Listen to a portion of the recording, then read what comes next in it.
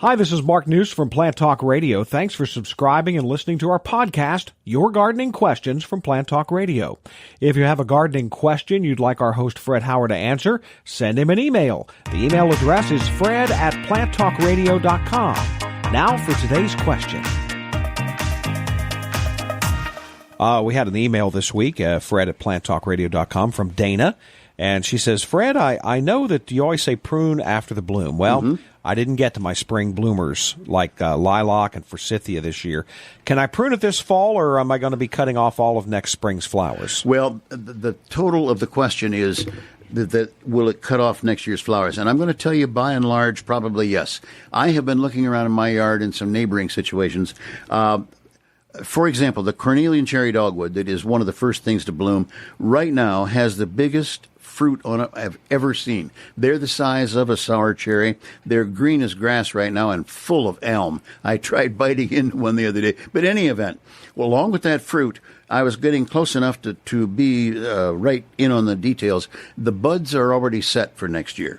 The lilac, the buds are already set for next year. So she can prune. If she doesn't have to do it extensively, let's just say you take out a third of the plant, you'll have some left. If you have to, well, whack it.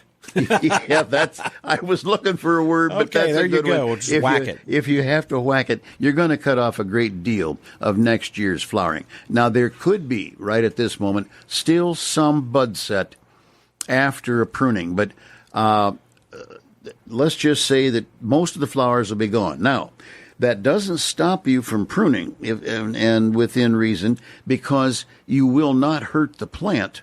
You'll just strip off the flowers that are ready for next spring. It'll be variable because each plant blooms a little different time, but yeah, you can prune, won't hurt the plant, but you will be taking off a great deal of next year's flower buds on the spring blooming things.